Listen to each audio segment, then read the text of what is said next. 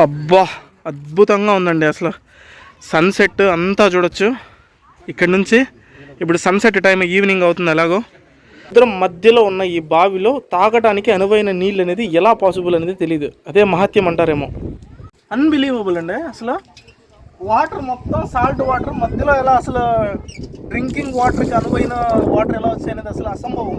ఈ స్టోన్ చూడండి అసలు ఎలా ఉందో. ఏదో కొంచెం డిఫరెంట్, ఏదో బోన్ లాగా ఉంది స్టోను. సముద్రం మధ్యలో ఉన్నమాట కదా, అలాగే ఉంటాయి. అందరికీ నమస్తే, నేను మీ Rupesh Telugu traveller from Rameswaram. Present రామేశ్వరంలో ఉన్నాం కదా. రామేశ్వరంలో ఇప్పుడు మోస్ట్ ఇంపార్టెంట్ ప్లేస్కి వెళ్తున్నాము, విలుండి తీర్థం అని. విలుండి తీర్థం అంటే సీతమ్మ వారికి దాహం వేసినప్పుడు సముద్రం మధ్యంలో మంచినీటి బుగ్గ ఏర్పడినటువంటి ప్రాంతము. రాముల వారు బాణం వేస్తే అక్కడ మంచినీటి బుగ్గ అనేది వచ్చింది. దాన్ని విలుండి తీర్థం అని పిలుస్తారు. ప్రజెంట్ ఇప్పుడు మనం అక్కడికి వెళ్తున్నాము. అక్కడికి వెళ్ళిన తర్వాత నేను మీకు మెయిన్ డీటెయిల్స్ ఇస్తాను, ఎలా వెళ్ళాలి ఏంటి అనేది. వీడియోని అయితే లాస్ట్ వరకు చూడండి. అండ్ చాలా చాలా ఇంపార్టెంట్ వీడియో. రామేశ్వరంలో ఇప్పటిదాకా నేను చూపించినటువంటి ప్రతి ప్లేస్ కూడా చాలా ఇంపార్టెంట్ ప్లేస్. సో వీడియోస్ అన్నీ కూడా మీకు ఛానల్లో ఉంటాయి. ఒకసారి ఈ వీడియో చూసిన తర్వాత ఛానల్ లోపలికి వెళ్ళి మిగతా వీడియోస్ కూడా చూడండి. సో ఇప్పుడు మనం ఇక్కడ నుంచి అది అప్రాక్సిమేట్గా 8 కిలోమీటర్స్ నుంచి 9 కిలోమీటర్స్ ఉంటుంది విలుండి తీర్థం అనేది. మీకు తెలుసు కదా, నేను లాస్ట్ వీడియోస్లో స్కూటీ అనేది రెంట్కి తీసుకున్నాను. సో స్కూటీ ఎక్కడ రెంట్కి తీసుకున్నాను, ఎంత పడింది ఏంటనేది మీకు ఆ డీటెయిల్స్ అన్నీ ప్రీవియస్ బ్లాగ్స్లో ఉంటాయి. సో ఇప్పుడైతే మనం ఆ విల్లుండి తీర్థంకి వెళ్తున్నాము. విల్లుండి తీర్థంకి రామేశ్వరం నుంచి పంబన్ రోడ్లో వెళ్ళాలి స్ట్రైట్గా. ఇదిగోండి ఇలా వెళ్తే పంబన్, బ్యాక్ సైడ్ వెళ్తే రామేశ్వరము. అక్కడ మీకు బోర్డు కనిపిస్తుంది చూడండి, విల్లుండి తీర్థం అని. విల్లుండి తీర్థం ఇంకా 6 కిలోమీటర్స్ మాత్రం వెళ్ళాలి అంతే. అబ్దుల్ కలాం గారిది మెమోరియల్ వస్తుంది. అబ్దుల్ కలాం గారి మెమోరియల్ దాటిన ఒక 1/2 కిలోమీటర్కి మనం రైట్ సైడ్ వెళ్ళాలి. సో రైట్ సైడ్ ఒక 2 కిలోమీటర్స్ అలా వెళ్తే మనకు విల్లుండి తీర్థం వస్తుంది. లేట్ చేయకుండా ఇప్పుడు మనం విల్లుండి తీర్థంకి వెళ్ళిపోయి మిగతా డీటెయిల్స్ అన్ని చూద్దాం. మనం విల్లుండి తీర్థంకి జస్ట్ 2 కిలోమీటర్స్ డిస్టెన్స్లో ఉన్నాము. యాక్చువల్గా మనం ఇందాక వస్తున్నటువంటి రోడ్లో ఏపీజే అబ్దుల్ కలాం గారి మెమోరియల్ వచ్చింది కదా. మెమోరియల్ దాటిన ఎగ్జాక్ట్గా 1 కిలోమీటర్కి మీకు ఈ బోర్డు కనపడుతుంది, విల్లుండి తీర్థం రైట్ సైడ్ 2 కిలోమీటర్స్ అని. అక్కడ రైట్ సైడ్ ఒక ఇది ఉంది కదా, డైవర్షన్, ఆ రూట్లో వెళ్ళాలి మనం. ఇప్పుడు వచ్చేసాం విల్లుండి తీర్థంకి. అక్కడ కనపడుతుంది కదా డెడ్ ఎండ్లో, అదే విల్లుండి తీర్థం. సముద్రం మధ్యలో ఉంటుంది. ఇక్కడ ఉంది చూడండి దీని హిస్టరీ గురించి. History of Villundi Theertham. Lord Rama made this theertham to quench the thirsty of Sita by dipping the bow into the sea water. Hence this theertham is called as Villundi Theertham. అబ్బా, అద్భుతంగా ఉందండి. అసలు సన్సెట్ అంతా చూడొచ్చు ఇక్కడ నుంచి. ఇప్పుడు సన్సెట్ టైం, ఈవినింగ్ అవుతుంది. ఎలాగో ఇక్కడ చూస్తే ఒక చిన్న బ్రిడ్జ్ లాగా ఉంది. సముద్రం మధ్యంలో ఉప్పు నీరు కాకుండా మంచినీరు ఎలా వచ్చింది అనేది ఆశ్చర్యకరమైన విషయం. ఇదిగోండి ఈ తీర్థం ఉన్న బావి అయితే ఇది. దగ్గరికి వెళ్తున్నాం ఇప్పుడు మనం. చూడండి చాలా డెప్త్ ఉంది. ఆల్మోస్ట్ అలా ఒక 50 ఫీట్స్ వరకు ఉంది. అమేజింగ్.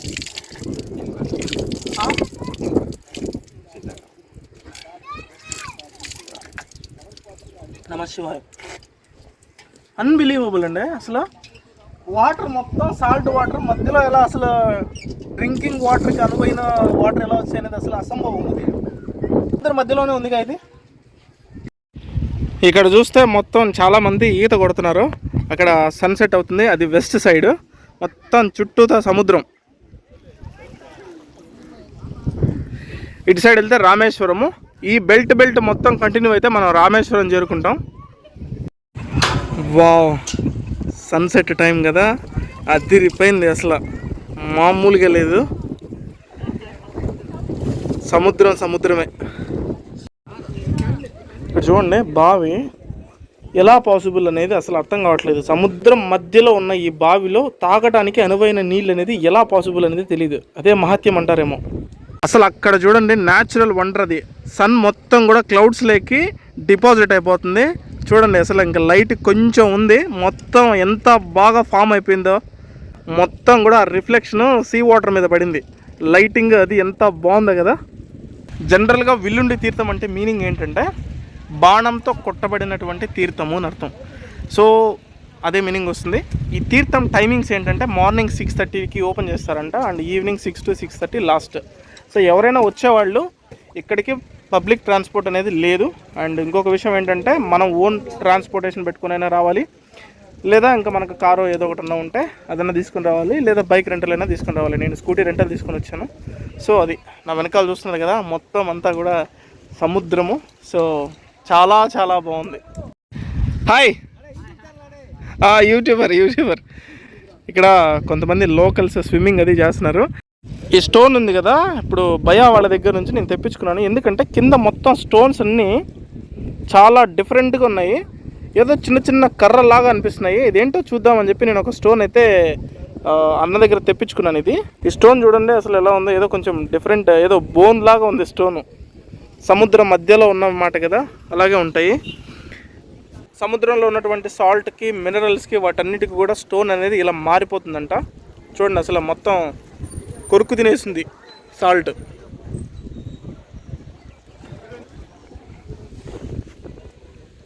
మళ్ళీ సముద్రంలో వేసేసాను దాన్ని. అక్కడ కొంతమంది మత్స్యకారులు చేపలు పట్టడానికి సముద్రం లోపలికి వెళ్ళి ఇప్పుడే వస్తున్నారు.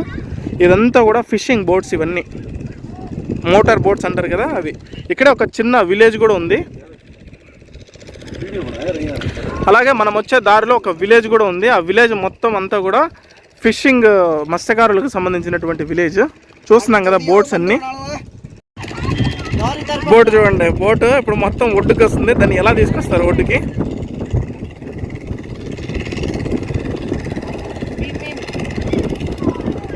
అది వచ్చేసింది. దానికి వెనకాల ప్రొపెల్లర్ ఉంది కదా, ఆ ప్రొపెల్లర్ అనేది పుష్ చేస్తుంది దాన్ని సముద్రంలో. అలాగే దాంతోనే డైరెక్షన్స్ కూడా మారుస్తుంది అటు ఇటు మొత్తం. ఇక్కడ కొన్ని కుక్కలు ఉన్నాయి చూసారా, ఈ కుక్కలు ఏం చేస్తున్నాయంటే అప్పటి నుంచి ఆ వలలో మిగిలిపోయిన చేపల్ని అన్నిటినీ శుభ్రంగా ఆరగిస్తున్నాయి మొత్తం కూర్చొని. అలాగే అక్కడ చూస్తే సముద్రంలో ఇంకొన్ని ఫిషింగ్ బోట్స్ అయితే ఉన్నాయి. అవన్నీ కూడా పంబన్ బ్రిడ్జ్ దగ్గర ఉన్నటువంటి ఫిషింగ్ హార్బర్లోకి వెళ్తున్నాయి. ఈ తీర్థం దగ్గర ఒక శివాలయం ఉంటుంది. నేనైతే ఫుల్ హ్యాపీ. అసలు ఈ తీర్థం మామూలుగా నాకు ఎంత ఆశ్చర్యానికి గురి చేసిందంటే, అప్పటి నుంచి నాకు అర్థం కాని విషయం, సముద్రం మధ్యలో సాల్ట్ వాటర్ మొత్తం చుట్టూ. సో మంచినీళ్ళు ఎక్కడి నుంచి ఎలా పాసిబుల్ అనేది నాకు అది అర్థం కావట్లేదు. ఆ లాజిక్ అనేది అర్థం కావట్లేదు. మేబీ నాకు బాగా ఆకలేసి ఇప్పుడే ఒక కొబ్బరి బొండ తాగుతున్నాను. అలాగే కొంచెం కొబ్బరి ఉండేది కూడా కొట్టమని చెప్పా. ఎందుకంటే మార్నింగ్ బ్రేక్ఫాస్ట్ చేశాను నేను, మధ్యాహ్నం నుంచి ఏం తినలేదు. కంటిన్యూస్గా ట్రావెల్ చేస్తూనే ఉన్నాను. ఇక్కడ శివాలయంకి ఎవరైనా వస్తే కనుక ఇక్కడ ఒక విషయం చెప్తాను చూడండి. ఇక్కడ సార్ ఉన్నారు కదా అర్చకులు, ఆయన చెప్తున్నారు, ఒకప్పుడు ఈ టెంపుల్ శివాలయము శిథిలావస్థలోకి వెళ్ళిపోయిందంట. శిథిలావస్థలోకి వెళ్ళిపోతే ఆయన అందరి దగ్గర చందాలన్నీ తీసుకొచ్చి పాపము ఆ చందాలతో వచ్చినటువంటి డబ్బులతో ఈ ఆలయాన్ని అయితే పునర్నిర్మించారంట. ఇప్పుడు ఇంత బాగుంది టెంపుల్. అలాగే ఈ టెంపుల్ నాకు ఇంకొక నచ్చిన విషయం ఏంటంటే, ఇక్కడ చంద్రశేఖర పరమాచార్య స్వామివారి ఫోటో ఉంది. నా వాల్పేపర్ కూడా చంద్రశేఖర పరమాచార్య స్వామివారి ఫోటోనే ఉంటుంది. ఎన్ని ఫోన్లు మార్చినా నా ఫోన్లో మాత్రం చంద్రశేఖర పరమాచార్య స్వామివారి ఫోటోనే ఉంటుంది. ఇక్కడ పక్కన పెడుతున్నాను చూడండి. దర్శనం అయితే అద్భుతం. ఆయన బాగా బ్లెస్ చేసి పంపించారు నాకు. ఆయన బ్లెస్సింగ్స్ అని కాదు, పరమశివుడి బ్లెస్సింగ్స్ అని భావిస్తున్నాను నేను. అండ్ ఇక్కడ టెంపుల్ ఉంది కదా, టెంపుల్లో శివుడి పేరు వచ్చేసి రామబాణ ఈశ్వర్. సో అది ఎందుకంటే పక్కనే తీర్థం ఉంది కాబట్టి అది. ఇంకా ఈ ప్లేస్ నుంచి మనం వెళ్ళిపోయే టైం అయితే వచ్చేసింది. నేను చాలా మిస్ అవుతున్నాను ఈ ప్లేస్ని. రామేశ్వరంలో నాకు ప్రతి ప్లేస్ బాగా నచ్చింది, బట్ ఈ ప్లేస్ ఇంకొంచెం ఎక్కువ నచ్చింది. సో వదిలి వెళ్ళాలంటే కొంచెం బాధగానే ఉంది. ఏం చేయాలి, తప్పదు కదా. ప్రతిరోజు ప్రతి క్షణం ఒక కొత్త ప్రయాణమే. సో వీడియో అనేది ఎలా ఉందో కింద కామెంట్ సెక్షన్లో కామెంట్ చేయండి. సో ఈ వీడియోని అందరికీ కూడా షేర్ చేయండి. రామేశ్వరం వచ్చిన ప్రతి ఒక్కరికి ఇది యూజ్ అవుతుంది. So please do share, like కొట్టడం మర్చిపోద్దు, కామెంట్ చేయడం మర్చిపోద్దు. And thank you so much. Love you all. Sarve Jana Sukhino Bhavantu. Jai Hind.